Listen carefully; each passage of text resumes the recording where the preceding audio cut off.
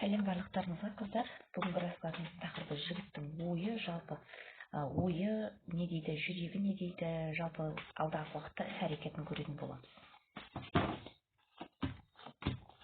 Жігіттен сіз тауып алайық әуелі. Сіз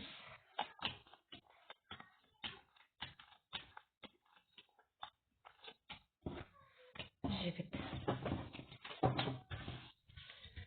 Сіз бұл жерде өте страстный әйелсіз, сексуальный әйелсіз. Сіздің знак зодиагаңыз бойынша стрелец, лев болуыңыз мүмкін, бірақ бұл маңызды емес, бұл общий расклад. Сіз өзіңіз самостоятельный адамсыз, сіздің өміріңізде бары сырт көзге қарағанда барлығы бар сияқты. Сіз қазіргі өмірім қандай, сол күйінде де жақсы деген позицияда отырсыз десек те болады. Жалпы алғанда сіз ана болуыңыз мүмкін, немесе қандай да бір жануарларға немесе балаларға қамқорлық жасап, тамақтандырып деген сияқты сондай іс-әрекеттер жасауыңыз мүмкін. Және сіздің жалпы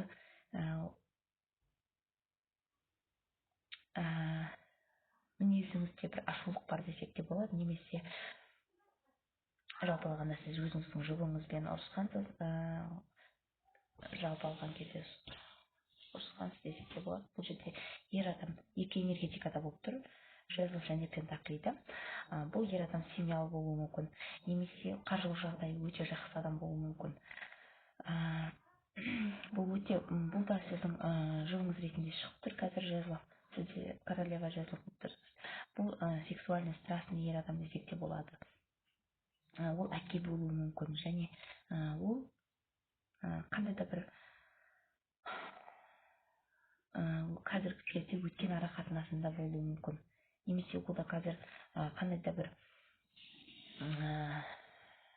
сот процесіма соға деп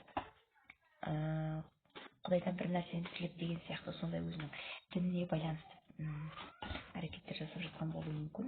Екеулердің араларыңыз.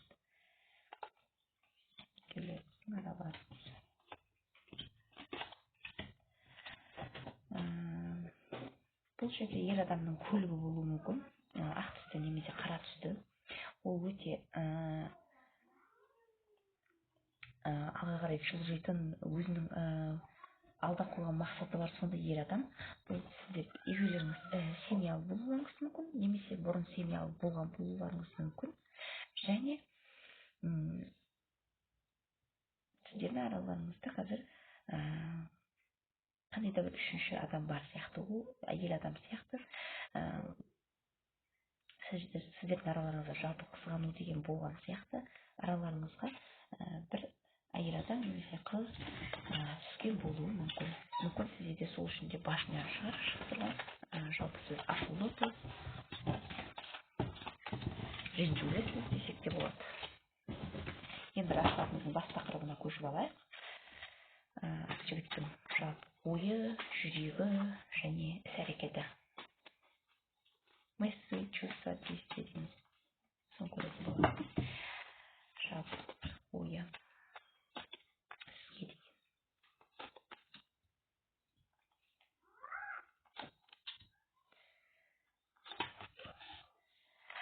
Сізге деген ойы, ол жігіттің ақылы ойы, миы десек те болады. Ол сізді чувствительный әйел ретінде көреді, сіз өте сезімтал, нәзік әйел ретінде көреді, көңіліне дереу алып қалатын әйел ретінде көреді. Бір жағынан сіздің өміріңіз қазір стабильно, оның ой бойынша стабильно, бәрі бар, оған бәрі жеткілікті, қасында ер адам болмаса да өзіне бәрі жеткілікті, сыртқы көзге қарағанда бәрі жеткілікті ретінде көріп отыр. Және сіздердің араларыңызда семья,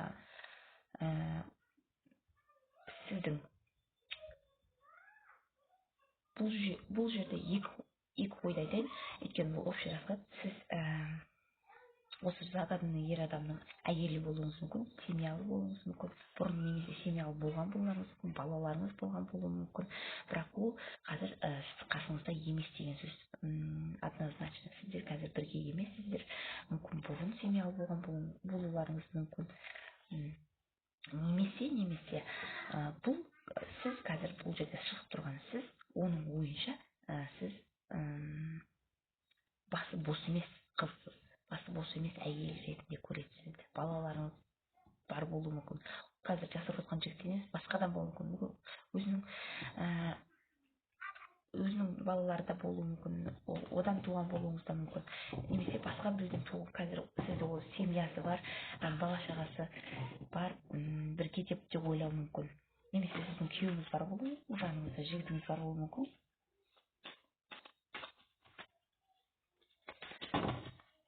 Ойы, сізге деген ойы жалпы.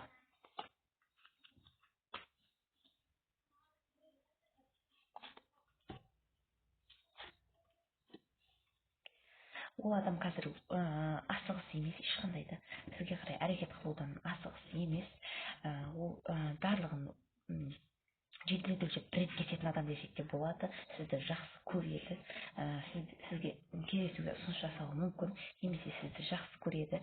Ол қазір бірақ асығып жатқан жоқ, шыдап жүр десек те болады. Мүмкін сізді қашан өзі айырылысып, жаңағы заңды күйеуімен қазіргі отбасы болып отқан болсаңыз, немесе жігітіңіз бар болса, содан қашан ажырасып, содан өзі самостоятельный әйел болады, самостоятельный басы бос болады. Бұл сізді соны мүмкін күтуде, мүмкін сіздің ажырасқаныңызды ол күтуде, және ол шыдамды болып отыр, сізді жақсы көреді, кездесуге шақыруы мүмкін.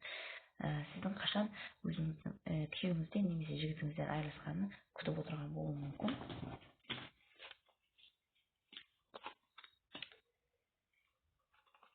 Жалпы жүрегін көрейік енді, жүрегі не дейді екен жігіттің.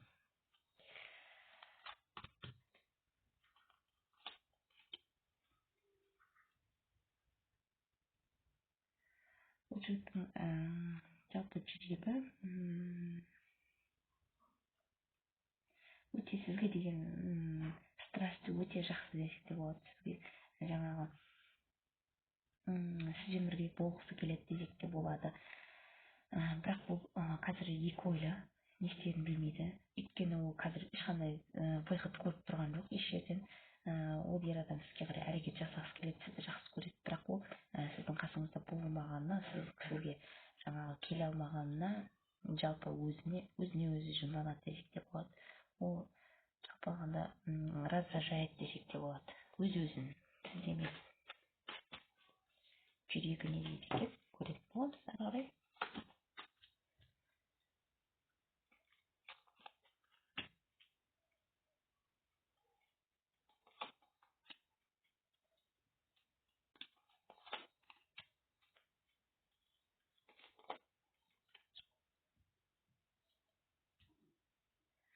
Жалпы бұл ер адам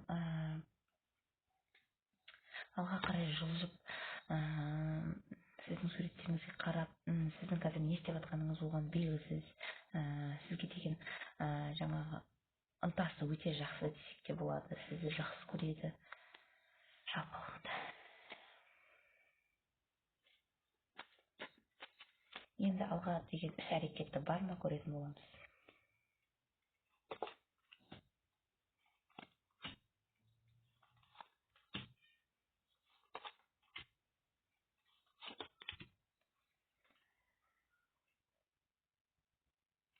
Бұл жерде бұл ер адам сізге ұсыныс жасауы мүмкін, немесе қыз жігіт жүрейік деп, немесе кездесуге де ұсыныс жасауы мүмкін. Ол ұсыныс сізге сообщение жазуы мүмкін, бір қоңырау шалуы мүмкін, солар айтуы мүмкін, және ол сізге байланған ер азамат десек те болады. Жалпы алдағы уақытта әрекет қылады, сізге ұсыныс жасайды, келеді, сізбен бірге басқа жаңа этапқа көтерілуі мүмкін ара-қатынастарыңыз. Мысалға, қазір просто таныс болсаңыздар, қыз жігіт ретінде этаптарыңыз көтерілуі мүмкін, қадамдарыңыз. Немесе жүріп жүрсеңіздер семьялы болуға ұсыныс жасауы мүмкін, немесе бірге тұрайық деп айтуы да мүмкін. Ол соны өте қатты қалайды, өте қатты қалайды. Сонымен қыздар, күтіңіздер, жігіттеріңіз келеді. Менімен бірге болғандарыңызға рахмет, сау болыңыздар.